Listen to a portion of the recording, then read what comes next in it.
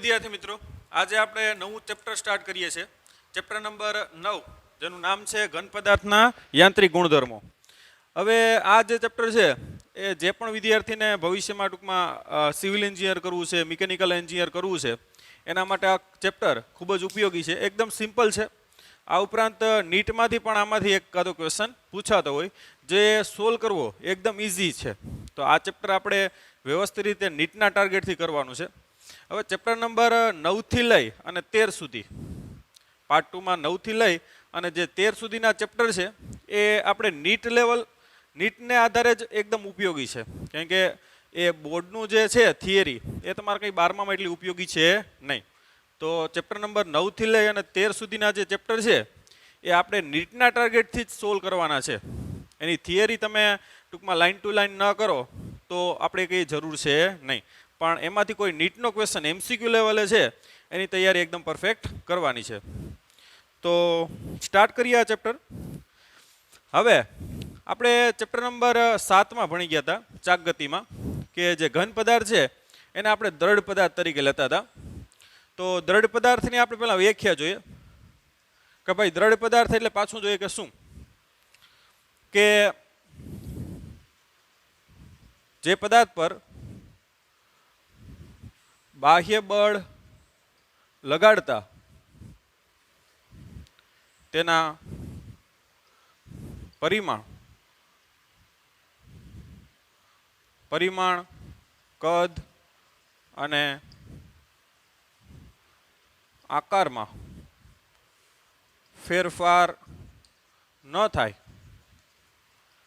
તેવા પદાર્થને આપણે શું કહેશું? તો કે દ્રઢ પદાર્થ કહે છે.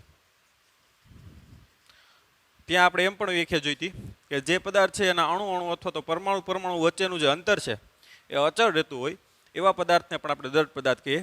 આ રીતે પણ તમે લખી શકો કે પદાર્થ પર આપણે બાહ્ય બળ લગાડ્યું, દાખલા કે આ પદાર્થ છે એના ઉપર મેં બાહ્ય બળ લગાડ્યું અને એના પરિમાણ એટલે એની લંબાઈ, એનું આડછેદનું ક્ષેત્રફળ, તો એના પરિમાણ બોલાય. કદ અને આકારમાં ફેરફાર ન થાય તો આવા પદાર્થને આપણે દ્રઢ પદાર્થ કહીએ. પણ આપણે ખ્યાલ છે ત્યારે પણ ચર્ચા કરી હતી કે વિશ્વમાં એવો કોઈ પદાર્થ નથી કે જેમાં બળ લગાડતા તેના પરિમાણ, કદ અને આકારમાં ફેરફાર ન થાય. એટલે દ્રઢ પદાર્થ છે એ વાસ્તવમાં શક્ય નથી. વિશ્વમાં કોઈ પણ એવો પદાર્થ નથી જે સંપૂર્ણ દ્રઢ હોય. તેમાં બળ લગાડીએ તો આ વસ્તુમાં ફેરફાર થાય જ. ખ્યાલ આવ્યો કે નહીં? પણ આપણે ઘન પદાર્થને અમુક ખબર છે કે સામાન્ય બળ લગાડો ત્યાં સુધીમાં ફેરફાર ન થાય. એટલે ઘન પદાર્થને આપણે દ્રઢ પદાર્થ તરીકે લીધો હતો ચેપ્ટર નંબર 7માં. પણ વાસ્તવમાં દ્રઢ પદાર્થ શક્ય નથી. પદાર્થ ઉપર તમે બળ લગાડો તો ટૂંકમાં એના પરિમાણ, કદ અને આકારમાં ફેરફાર થાય જ. તો ઘન પદાર્થને આપણે ટૂંકમાં બળ લગાડીએ તો ટૂંકમાં આમાં ફેરફાર થવાનો છે. અને એ જ આ ચેપ્ટરમાં આપણે ભણવાનું છે. એટલે જ નામ આપ્યું ઘન પદાર્થના યાંત્રિક ગુણધર્મો. એનો મતલબ એ થાય કે ઘન પદાર્થ છે એને બળ લગાડીએ તો ટૂંકમાં એના પરિમાણ, કદ અને આકારમાં ફેરફાર થાય. અને કેવો થાય એ આપણે જોવાનું છે. કેમ કે સિવિલ એન્જિનિયરિંગમાં આપણે ખ્યાલ છે કે મકાનના બાંધકામ હોય, રેલવે ટ્રેકના બાંધકામ હોય, પુલના બાંધકામ હોય, તો એમાં આપણે ઘન પદાર્થનો જ યુઝ કરીએ. સિમેન્ટ છે, કોન્ક્રીટ છે, સળિયા છે, અને એમાં અલગ અલગ વજન પડતું હોય, બોજ પડતો હોય, તો એના ફેરફારો છે એ આપણે ધ્યાનમાં લેવા પડે. તો એ રીતે પણ આ ચેપ્ટર છે એ ખાસ ઉપયોગી છે. તો ઘન પદાર્થ છે એની વ્યાખ્યા આપણે લખવી હોય, આપણે ખબર છે કે દ્રવ્ય છે એના 4 સ્વરૂપો હોય: ઘન, પ્રવાહી, વાયુ અને પ્લાઝમા અવસ્થા.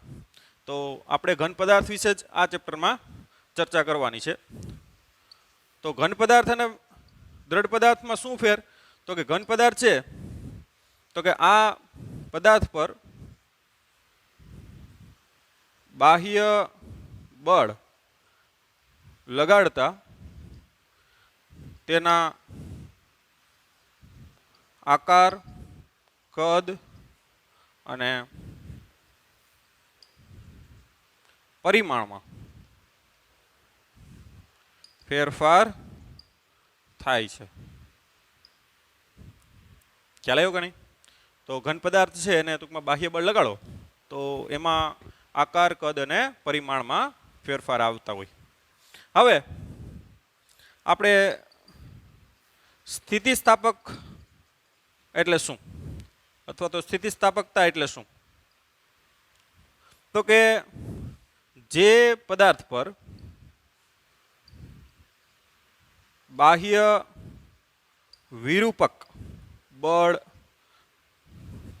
લગાડતા, ધ્યાન આપજો, બાહ્ય વિરૂપક બળ એટલે શું? તો કે એવું બળ હોવું જોઈએ જેને કારણે આકાર, કદ અને પરિમાણમાં ફેરફાર થવો જોઈએ.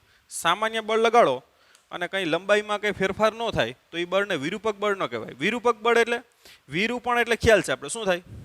ફેરફાર થવો.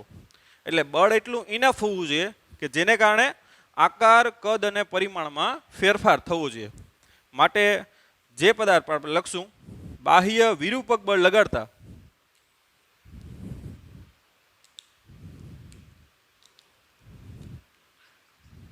તેના પરિમાણમાં અથવા તો પરિમાણ, કદ અને આકારમાં ફેરફાર થાય છે અને પુનઃ સ્થાપક બળને કારણે તે મૂળ અવસ્થામાં આવી જાય તો પદાર્થના ટૂંકમાં આ ગુણધર્મને, તો પદાર્થના આ ગુણધર્મને સ્થિતિસ્થાપકતા કહે છે. આવા પદાર્થને સ્થિતિસ્થાપક પદાર્થ કહેવાય. આ ગુણધર્મ છે એને શું કહેશું? સ્થિતિસ્થાપકતા. તો સ્થિતિસ્થાપકતા એટલે શું? તો કે જે પદાર્થ છે એના ઉપર બાહ્ય આપણે વિરૂપક બળ લગાડીએ એટલે કે એની લંબાઈમાં કાં તો વધારો થાય, એના કદમાં કાં તો ઘટાડો અથવા તો વધારો થાય, અને આકારમાં શું આવે? ફેરફાર આવતો હોય. તો એના પરિમાણ, કદ અને આકારમાં શું આવે? ફેરફાર આવે. અને એમાં શું લાગશે? પુનઃસ્થાપક બળ. સ્પ્રિંગની જેમ સ્પ્રિંગની લંબાઈ તમે વધારો તો પુનઃસ્થાપક બળને કારણે શું આવી જાય? સ્પ્રિંગ પોતાની હતી એની સ્થિતિમાં આવી જાય. એટલે સ્પ્રિંગ છે ને એક પ્રકારનો સ્થિતિસ્થાપક પદાર્થ કહી શકો. એવી રીતે તાર હોય, કોઈ દાખલે કે પદાર્થ છે એના કદમાં સંકોચન થયું, બરાબર, એટલે પુનઃસ્થાપક બળ લાગશે. અને પુનઃસ્થાપક બળ છે એને કારણે પાછી મૂળ અવસ્થામાં આવી જાય. એટલે જે લંબાઈ છે એટલી લંબાઈમાં આવી જાય, કદ હોય તો એટલું પાછું કદ થઈ જાય, અને આકાર છે પાછો હતો એને એવો થઈ જાય. તો પદાર્થનો જે આ ગુણધર્મ છે એ ગુણધર્મ આપણે શું કહેશું? સ્થિતિસ્થાપક. કેમ કે ઘણા બધા વિદ્યાર્થીઓને શું હોય કે સ્થિતિસ્થાપક એટલે કે એની લંબાઈમાં ખૂબ વધારો થઈ જવો. એવું નથી. સ્થિતિસ્થાપકતા એટલે એ જે પણ લંબાઈ અથવા તો કદ અથવા તો આકારમાં ફેરફાર થાય અને પાછો મૂળ અવસ્થામાં આવી જાય ને તો એ પદાર્થને શું કહેવાય? સ્થિતિસ્થાપક. ઘણા નકર એમ જ હોય કે રબર છે એકદમ સ્થિતિસ્થાપક છે, પણ એવું નથી. ભૌતિક વિજ્ઞાનની દ્રષ્ટિએ સ્થિતિસ્થાપકતાનો મતલબ આ રીતનો છે કે ભાઈ પોતાની શું આવી જાય? મૂળ અવસ્થામાં આવી જાય ને તો એ પદાર્થને શું કહેશું આપણે? સ્થિતિસ્થાપક. બરાબર. રબર છે એની લંબાઈમાં વધારો કરી દો ને મૂળ અવસ્થામાં ના આવે રબર તો એ સ્થિતિસ્થાપક ના કહેવાય. ખ્યાલ આવ્યો? તો ખાસ એ આપણે નોટ કરવાનું છે. ઓકે, હવે ઘણા બધા પદાર્થો આપણે એવા છે કે જેને આપણે ટૂંકમાં લંબાઈમાં વધારો કરીએ તો પાછી મૂળ લંબાઈમાં આવે નહીં. તો આવા પદાર્થો છે એને આપણે પ્લાસ્ટિક પદાર્થો કહીએ છીએ. દાખલે કે પ્લાસ્ટિકની જ વાત કરો તો પ્લાસ્ટિકને તમે ખેંચો એટલે લંબાઈ વધતી જાય, અને પછી એને મૂકી દો તો એને લંબાઈમાં રહી અથવા તો સેજ લંબાઈ ઘટે એની. તો એવા પદાર્થને આપણે શું કહેશું? પ્લાસ્ટિક પદાર્થો. દાખલે કે કોઈ લુગદી છે, બરાબર, કોઈ કાદવ છે, એમાં તમે બળ લગાડો એટલે એના આકાર અથવા તો લંબાઈ અથવા તો કદમાં ફેરફાર આવશે અને પાછું એ મૂળ આકાર ધારણ કરશે નહીં. તો આવા પદાર્થને આપણે શું કહેશું? તો કે પ્લાસ્ટિક પદાર્થો. તો પ્લાસ્ટિક પદાર્થો છે એની વ્યાખ્યા લખવી હોય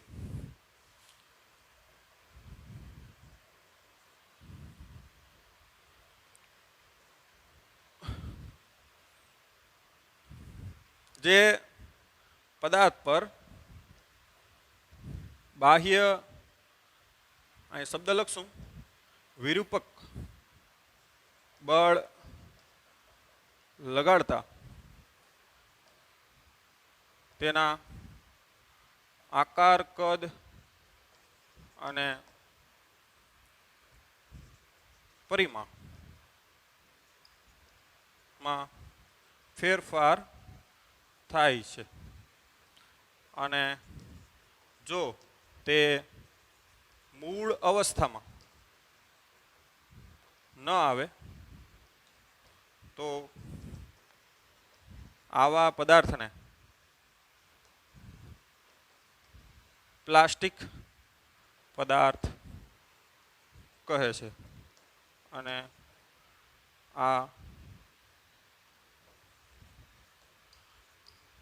ઘટનાને પ્લાસ્ટિસિટી કહે છે. આ ઘટનાને શું કહી શકો તમે? પ્લાસ્ટિસિટી.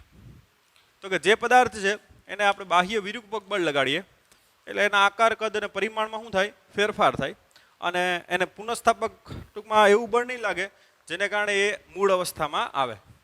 તો એ પદાર્થ છે તેની મૂળ અવસ્થામાં ન આવે તો આવા પદાર્થને આપણે શું કહેશું? પ્લાસ્ટિક પદાર્થ. ઉદાહરણ તરીકે લુગદી છે,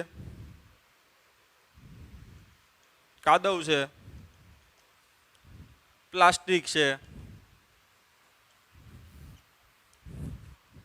કોઈ એવા રબર છે, ઘણા બધા એવા રબર પણ હોય કે જેની લંબાઈ ખેંચો તો પાછી મૂળ ટૂંકમાં લંબાઈમાં પાછું આવે નહીં. તો આવા બધા જે પદાર્થ છે એને શું કહેશું આપણે? પ્લાસ્ટિક. સળિયો દાખલે કે કોઈ સળિયો છે એ સળિયાને પણ અમુક હદ સુધી લંબાઈ વધારો ને ત્યાં સુધી પાછી અવસ્થામાં આવીએ, પછી એના કરતાં તમે વધારે લંબાઈમાં વધારો કરો તો એ પાછી અવસ્થામાં આવે નહીં. તો એને પ્લાસ્ટિક વીરુ પણ બોલાય. ખ્યાલ આવ્યો? જ્યાં સુધી પાછી અવસ્થામાં આવી જાય ને ત્યાં સુધી સ્થિતિસ્થાપકતા કહેવાય. પછી અવસ્થામાં મૂળ અવસ્થામાં ન આવે તો એને પછી પ્લાસ્ટિક વીરુ પણ કહેવાય. તો દાખલા કે એક લોખંડનો સળિયો છે તો એને અમુક લંબાઈ સુધી ખેંચો ને તો મૂળ અવસ્થામાં આવી જાય તો એને આપણે શું કહેશું? સ્થિતિસ્થાપક વીરુ પણ. ખ્યાલ આવ્યો? પછી બહુ વધારે લંબાઈ વધારો તો પાછી મૂળ અવસ્થામાં આવે નહીં તો એને આપણે શું કહેશું? પ્લાસ્ટિક વીરુ પણ, જે આગળ આપણે જોશું. ઓકે, તો આ બધી વ્યાખ્યાઓ લખી લ્યો ત્યારબાદ આગળ વધીએ. હવે આપણે નેક્સ્ટ ટોપિક જોઈએ કે ઘન પદાર્થની સ્થિતિસ્થાપક વર્તણૂક. સ્થિતિસ્થાપક એટલે આપણે ખ્યાલ છે કે પદાર્થ ઉપર વિરૂપક બળ લગાડો તો એની લંબાઈ એટલે કે એના પરિમાણ, કદ અને આકારમાં ફેરફાર થાય અને એ મૂળ આકારમાં આવે. તો શા માટે આવે એમ? તો આપણે ઘન પદાર્થની અંદર જઈને થોડીક એ ચર્ચા કરવાની છે કે શા માટે ભાઈ એ સ્પ્રિંગની જેમ સ્પ્રિંગની લંબાઈ વધારો તો એ આપણે ખબર છે કે પુનઃસ્થાપક બળને કારણે એની મૂળ લંબાઈ પ્રાપ્ત કરે. તો ઘન પદાર્થમાં પુનઃસ્થાપક બળ કેવી રીતે ઉદ્ભવે તો એને આપણે ઘન પદાર્થની અંદર જઈ અને થોડીક આપણે ચર્ચા કરવાની છે. તો આપણે ખ્યાલ જ છે કે પદાર્થ છે એ અણુનો બનેલો હોય. અણુઓ છે એ ટૂંકમાં પરમાણુના બનેલા હોય. કોઈ પણ ઘન પદાર્થની ચર્ચા કરીએ તો દાખલે કે લોખંડનો સળિયો છે તો લોખંડના સળિયામાં એફીના શું હોય? પરમાણુ હોય અને એ બધા પરમાણુ ભેગા થઈને શું બનાવે? અણુઓ બનાવતા હોય અને એ પ્રકારનો લોખંડનો એક સળિયો હોય અથવા કોઈ પણ પદાર્થ હોય. તો પરમાણુ છે એ કેવી રીતે ગોઠવાયેલા હોય? તો પરમાણુ છે એ એના સ્થાનમાં ફિક્સ હોય. એ લેટિસ બિંદુઓ તરીકે આપણે એને આપણે ચર્ચા કરી શકીએ કે ભાઈ પરમાણુ છે એ ઘન પદાર્થમાં આ રીતે શું હોય? લેટિસ બિંદુ ઉપર ગોઠવાયેલા હોય.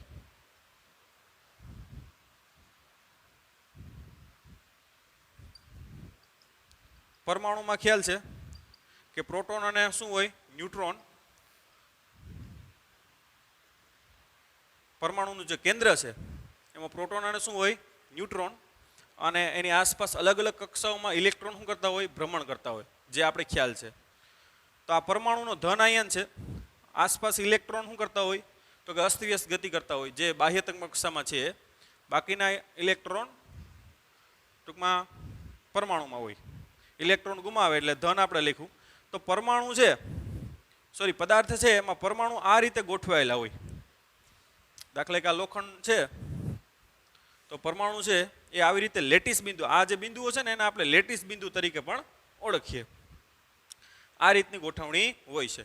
આ ધનની પાછળ આવી રીતે પાછો ધન બીજો હોય ગેપમાં. એટલે આ રીતનું 3Dમાં તમે આખું વિચારી શકો. ખ્યાલ આવ્યો? તો હવે કોઈ આપણે ઘન પદાર્થ લઈ લઈએ, આ રીતે ત્રિપરિમાણમાં લઈએ.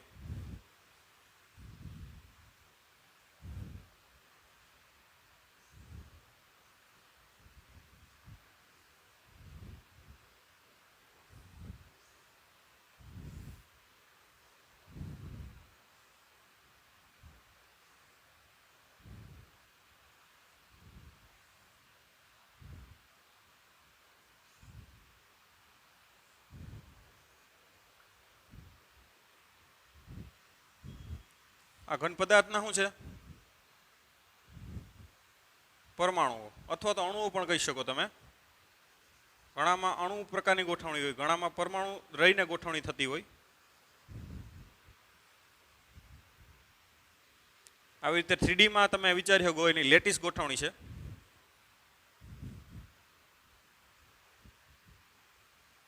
આ શું છે? પરમાણુ અથવા તો શું કહેવાય? અણુ. લોખંડ હોય તો લોખંડમાં પરમાણુ હોય, અણુ ન હોય. બીજા ઘન પદાર્થો એવા હોય કે જેમાં અણુઓ તરીકે ગોઠવણી હોય લેટિસ બિંદુમાં. ઓકે.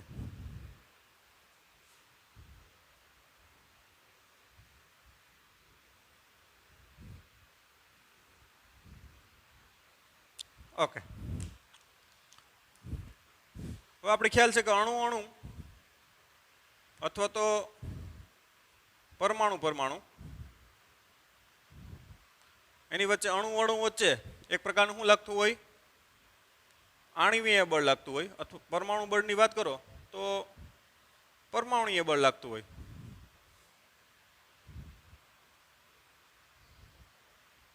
અણુ વચ્ચે શું લાગતું હોય? એક પ્રકારનું આણ્વીય બળ. અને પરમાણુ વચ્ચે એક પ્રકારનું કયું લાગતું હોય? પરમાણુય બળ લાગતું હોય. હવે દાખલા કે આ ઘન પદાર્થ છે એને તમે અહીંથી બાહ્ય વિરૂપક બળ લગાડ્યું F, એટલે એની લંબાઈમાં શું થવાનું છે? વધારો થવાનો છે. હવે આની વચ્ચે એક પ્રકારની સ્પ્રિંગ માની શકો સમજણ માટે.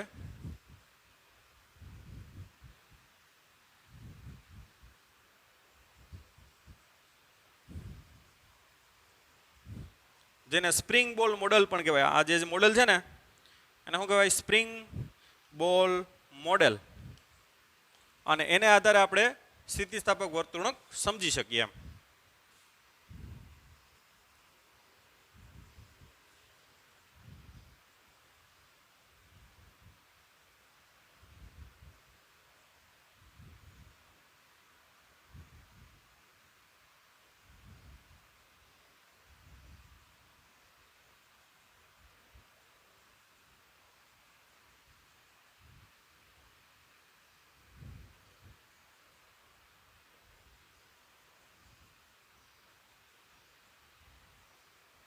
આ રીતને એક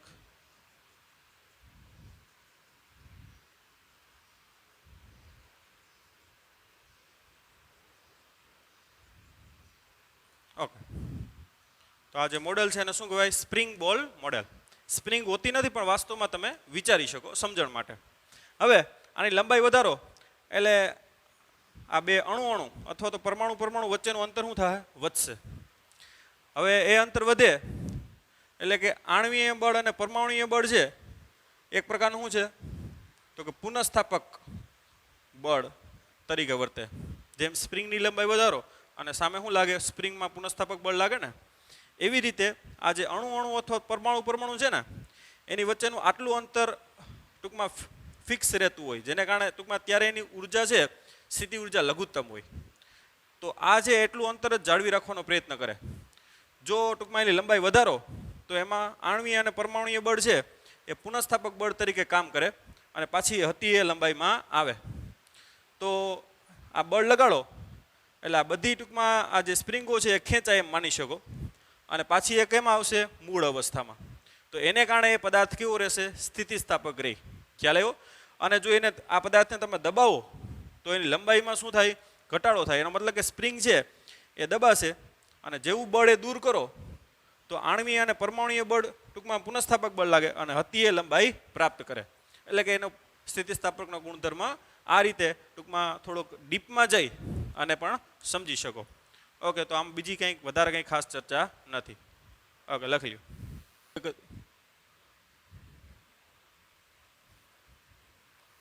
પ્રતિબળ અને વિકૃતિ.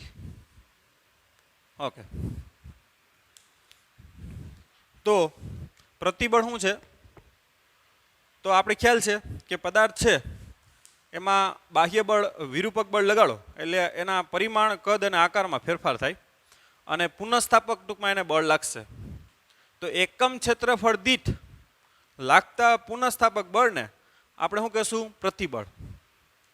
તો પ્રતિબળની ખાલી આપણે સિમ્પલ વ્યાખ્યા જોવી હોય, પ્રતિબળ એક પ્રકારનું દબાણ જ છે, પણ નામ અહીંયા શું આપ્યું? પ્રતિબળ. એક પ્રકારનું શું છે? એ દબાણ જ કહીએ. એકમ ક્ષેત્રફળ દીઠ લાગતા બળને આપણે શું કહીએ? દબાણ કહીએ ને. તો એક પ્રકારનું શું છે? એ દબાણ જ છે, પણ અહીંયા શબ્દ શું રાખ્યો છે? પ્રતિબળ. તો પ્રતિબળ એટલે શું? તો કે એકમ ક્ષેત્રફળ દીઠ લાગતા પુનઃ સ્થાપક બળને શું કહેશું આપણે? પ્રતિબળ કહે છે. કારણ કે અહીંયા જે બળ હોય ને પુનઃસ્થાપક બળ હોય પ્રતિબળમાં. દબાણમાં તો ખાલી બળ બોલી શકો કે એકમ ક્ષેત્રફળ દીઠ લાગતા બળને આપણે દબાણ કહીએ, પણ એકમ ક્ષેત્રફળ દીઠ, એકમ ક્ષેત્રફળ એટલે કે 1 મીટર સ્ક્વેરના ક્ષેત્રફળ દીઠ લાગતું જે પુનઃસ્થાપક બળ છે, કે આકારમાં ફેરફાર કરો, કદમાં ફેરફાર કરો અને પરિમાણમાં ફેરફાર કરો, તો સ્થિતિસ્થાપક પદાર્થ હોય તો એને પુનઃસ્થાપક બળ લાગે, જે આપણે જોયું. તો એકમ ક્ષેત્રફળ દીઠ જે પુનઃસ્થાપક બળ લાગે એના માટે શબ્દ શું આપ્યો આપણે? પ્રતિબળ કહે છે. ખ્યાલ આવ્યો? અને એનો જે સિમ્બોલ છે એ સિગ્મા છે. ખ્યાલ આવ્યો? અને 3 પ્રકારના પ્રતિબળ હોય અને 3 પ્રકારની શું હોય? વિકૃતિ હોય. તો હવે એનો અભ્યાસ કરીએ. આપણે એની ખાલી વ્યાખ્યા જોઈ, લખી લેજો.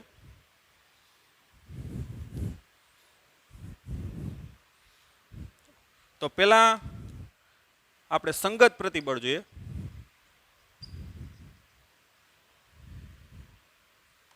જેનો સિમ્બોલ આપણે સિગ્મા એલ રાખશું. દાખલા કે કોઈ સળિયો છે, આ રીતે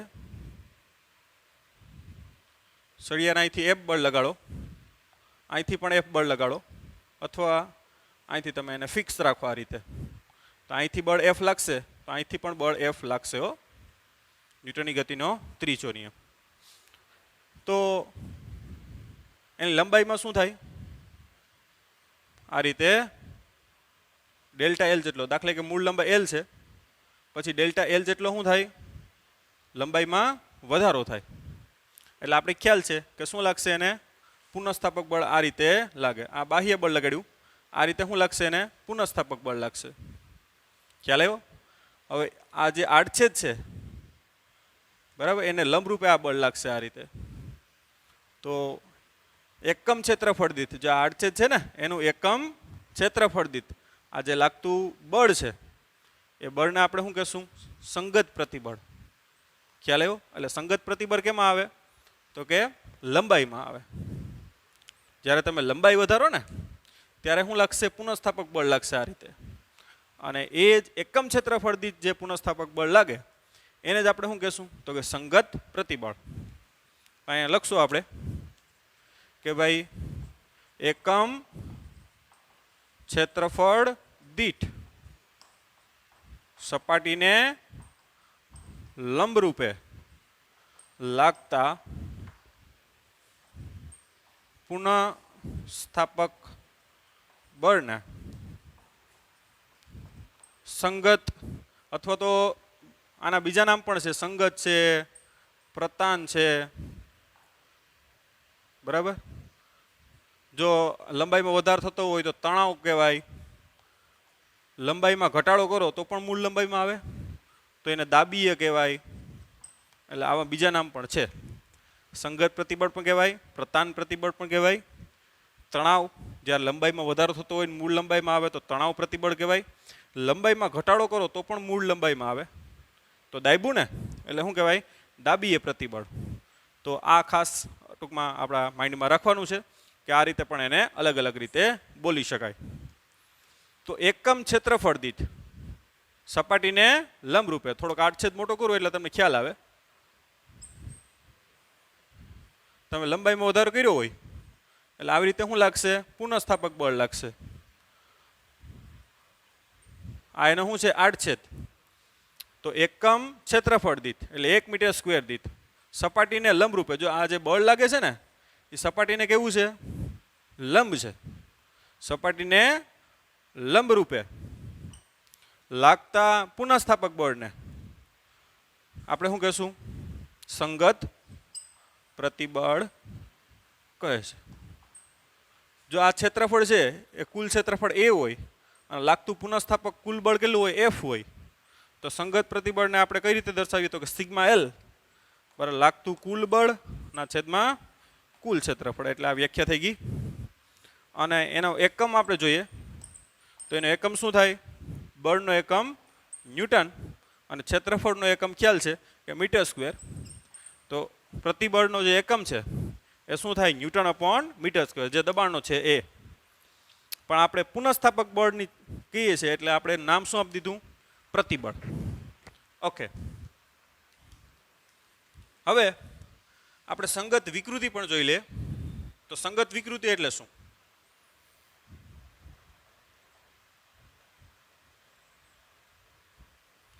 જેને આપણે એપ્સિલોન એલ તરીકે દર્શાવશું. બરાબર? ઓકે, તો દાખલા કે આ કોઈ સળિયો છે, ધ્યાન આપજો. સળિયાની જે મૂળ લંબાઈ છે એ કેપિટલ એલ છે. સ્મોલ એલ લ્યો, કેપિટલ એલ જે લ્યો, અને તમે એની લંબાઈમાં કેટલો વધારો કર્યો? ડેલ્ટા એલ જેટલો શું કર્યો? આ એલ લંબાઈ છે. ડેલ્ટા એલ જેટલી લંબાઈમાં શું કર્યો? વધારો. તો જે ફેરફાર થયો ને એને જ આપણે શું કહીએ? વિકૃતિ. વિકૃતિ એટલે ફેરફાર એમ. તો સંગત વિકૃતિ એટલે શું? તો કે એકમ લંબાઈ દીઠ, એકમ લંબાઈ દીઠ એટલે 1 સેન્ટીમીટર દીઠ અથવા તો 1 મીટર દીઠ, એટલે કે એકમ લંબાઈ દીઠ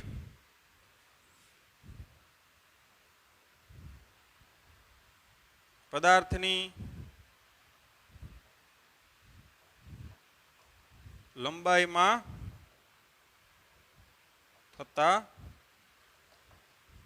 ફેરફારને કાં તો લંબાઈમાં ઘટાડો પણ થતો હોય કાં તો વધારો પણ થતો હોય, એટલે આપણે શું લખીએ? ફેરફાર શબ્દ લખીએ. એકમ લંબાઈ દીઠ એટલે કે 1 સેન્ટીમીટર અથવા તો 1 મીટર દીઠ પદાર્થની લંબાઈમાં થતા ફેરફારને આપણે શું કહેશું? તો કે સંગત વિકૃતિ કહે છે. તો એને આપણે મેથેમેટિકલી લખવું હોય તો એપ્સિલોન એલ બરાબર શું લખાય? તો કે એની લંબાઈમાં થતો વધારો એટલે કે ડેલ્ટા એલ ના છેદમાં એની મૂળ લંબાઈ.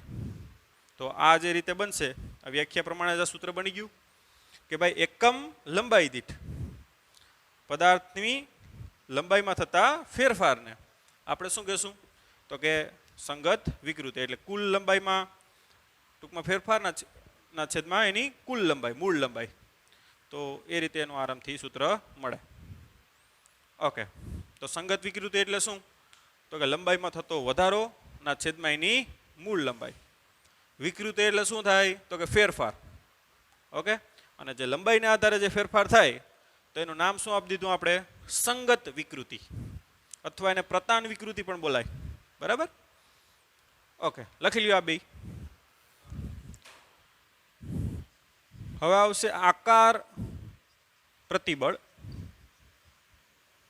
જેનો સિમ્બોલ આપણે લખશું સિગ્મા એસ. એસ એટલે શેપ. શેપ એટલે શું થાય? આપણે ખ્યાલ છે આકાર.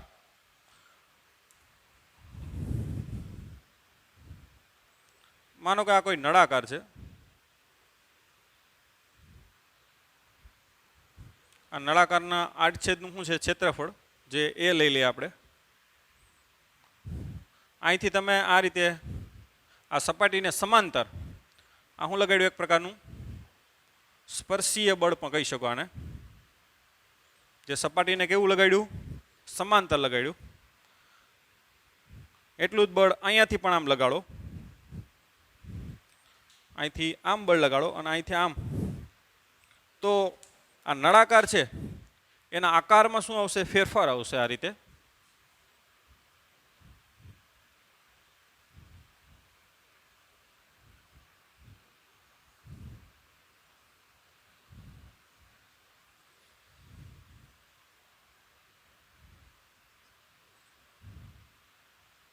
આ રીતે એનો મૂળ આકાર છે. આ રીતના આકારમાં શું આવશે? ફેરફાર. અને જો આ બળ દૂર કરો તો પુનઃસ્થાપક બળને કારણે પાછો મૂળ આકાર શું કરે? પ્રાપ્ત કરે. માનો કે એની લંબાઈ L છે, તો પદાર્થ ઉપર આપણે બાહ્ય બળ સોરી આને આ સપાટીને સમાંતર એક પ્રકારનું શું લગાડ્યું? સ્પર્શીય આમ બળ લગાડ્યું. તો એને કારણે આકારમાં શું આવે? આવી રીતે ફેરફાર આવે છે. અને તો પણ આપણે ખ્યાલ છે એક પ્રકારનું પુનઃસ્થાપક બળ પેદા થાય. અને એ પુનઃસ્થાપક બળને કારણે પાછો એ મૂળ આકાર શું કરે? પ્રાપ્ત કરે. તો હવે અહીં વ્યાખ્યા લખશું આની કે ભાઈ એકમ ક્ષેત્રફળ દીઠ, આ ક્ષેત્રફળ આ છે, ધ્યાન આપજો. એકમ ક્ષેત્રફળ દીઠ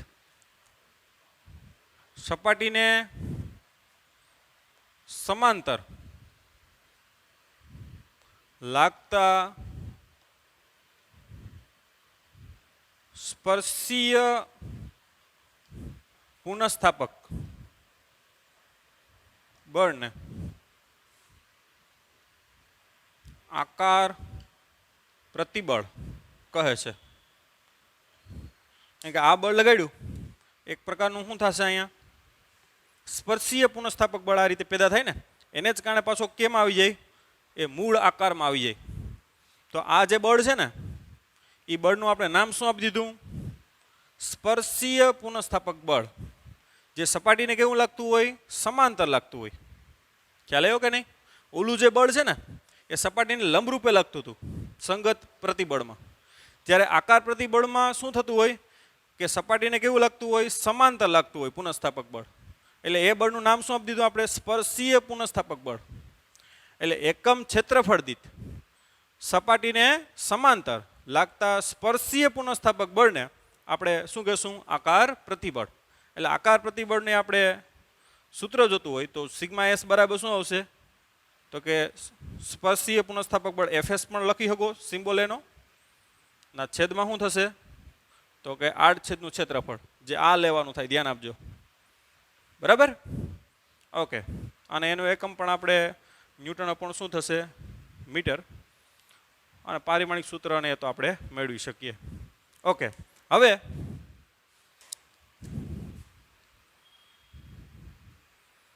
આકાર વિકૃતિ સમજી લઈએ, જેને આપણે એપ્સિલોન એસ તરીકે દર્શાવશું.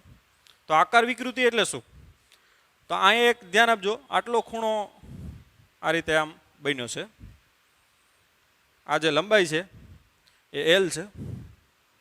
માનો કે આ જે લંબાઈમાં ફેરફાર થયો એ ડેલ્ટા એક્સ છે. તો આકાર વિકૃતિ છે ને એને આ રીતે દર્શાવાય કે આકાર વિકૃતિ બરાબર tan θ લખાય. અને tan θ બરાબર શું થાય? તો કે સામેની બાજુના છેદમાં શું થાય? પાસેની બાજુ. સામેની બાજુ શું છે? Delta x. અને પાસેની બાજુ શું છે? Delta L. તો આકાર વિકૃતિનું સૂત્ર શું? તો કે tan θ. કેમ કે tan θ જેમ વધે એનો મતલબ કે ડેલ્ટા એક્સ વધ્યો. એટલે આકાર વિકૃતિ કેટલી થઈ એ તમને ખ્યાલ આવી જાય. તો આકાર વિકૃતિ બરાબર શું થાય? tan θ. tan θ બરાબર આ જે સામેની બાજુ ના છેદમાં શું થયા? પાસેની બાજુ. ઓકે. અને ધ્યાન આપજો, વિકૃતિ છે એનો કોઈ એકમ હોતો નથી. કારણ કે વિકૃતિ છે એ પરિમાણ રહિત હોય. કારણ કે લંબાઈના છેદમાં શું આવે? લંબાઈ. એટલે આગળ જે સંગત વિકૃતિ જોઈ, આકાર વિકૃતિ જોઈ, એના કોઈ એકમ હોતા નથી. એક એવું છે પરિમાણ રહિત. ઓકે, લખી લ્યો ભાઈ. હવે કદ પ્રતિબળ, પછી કદ વિકૃતિ જોઈએ. કદ પ્રતિબળ છે એનો સિમ્બોલ આપણે સિગ્મા V રાખશું. V એટલે વોલ્યુમ. હવે દાખલે કે કોઈ પદાર્થ છે,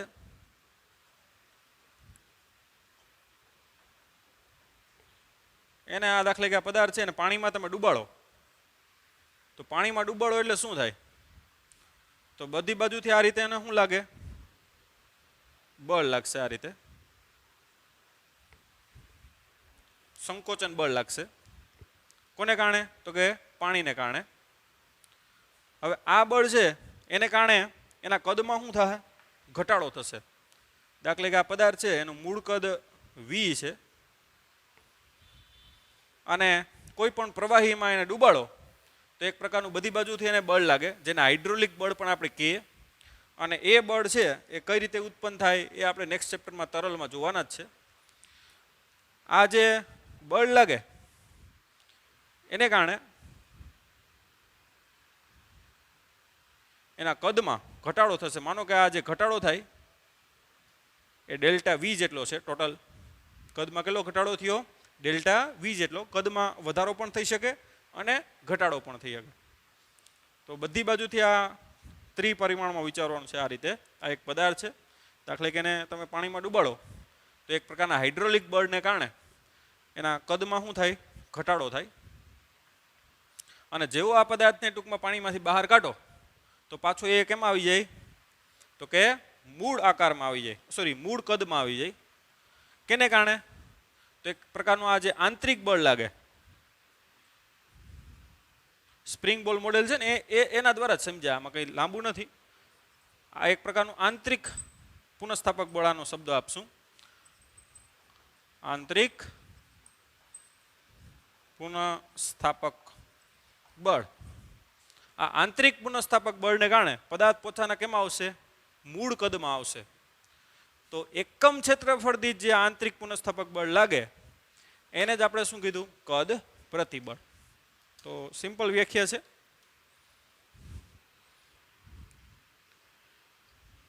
એકમ ક્ષેત્રફળ દીઠ, એકમ ક્ષેત્રફળ દીઠ એટલે કે 1 મીટર સ્ક્વેર દીઠ પદાર્થ પર લાગતા,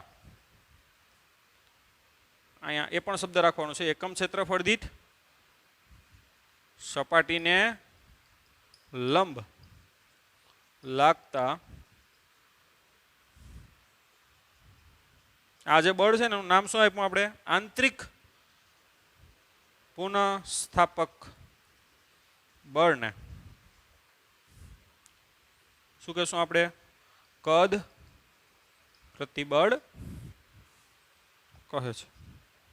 એટલે આંતરિક પુનઃસ્થાપક બળ છે એ આ બળ જેટલું જ હોય અને એનું સૂત્ર શું થશે? તો કે સિગ્મા વી બરાબર એફ ના છેદમાં શું થાય? એ. આ એ એટલે શું થાય? તો કે આ જે આડછેદ હોય તે, અને બળ છે એ સપાટીને કેવું હોવું જોઈએ? લંબરૂપે. તો એકમ ક્ષેત્રફળ દીઠ સપાટીને લંબરૂપે લાગતા આંતરિક પુનઃસ્થાપક બળને આપણે શું કહેશું? તો કે કદ પ્રતિબળ કહે છે. અને એનું સૂત્ર સિગ્મા વી બરાબર એફ અપોન એ, અને એનું એકમ પણ શું થાય? તો કે Newton upon metre square. Okay, હવે આપણે કદ વિકૃતિ જોઈએ. તો બધા સેમ્પલ જ છે, એક જ વસ્તુ, એક જ સરખું છે. કદ વિકૃતિ એનો સિમ્બોલ આપણે એપ્સિલોન વી રાખીએ. તો કદ વિકૃતિ એટલે શું? તો કે એકમ કદ દીઠ એટલે 1 મીટર સ્ક્વેર દીઠ પદાર્થના કદમાં થતા ફેરફારને, કેમ કે કદ છે વધે પણ અને ઘટે પણ, બે પ્રકારે વિચારી શકો. એટલે આપણે શબ્દ શું લખશું? કદમાં થતા ફેરફારને આપણે નામ શું આપ્યું? કદ વિકૃતિ કહે છે. એટલે કદ વિકૃતિનું સૂત્ર સિમ્પલ, એપ્સિલોન વી બરાબર કદમાં થતો કુલ ફેરફાર, જે આકૃતિ સ્વરૂપે અહીં દર્શાવ્યું, ના છેદમાં એનું મૂળ કદ વી. અને કદ ભેગા કદ કરો તો એનો કોઈ એકમ આવશે નહીં. એટલે કદ વિકૃતિ પણ કેવું છે? પરિમાણ રહિત. બરાબર, ઓકે, લખી લ્યો.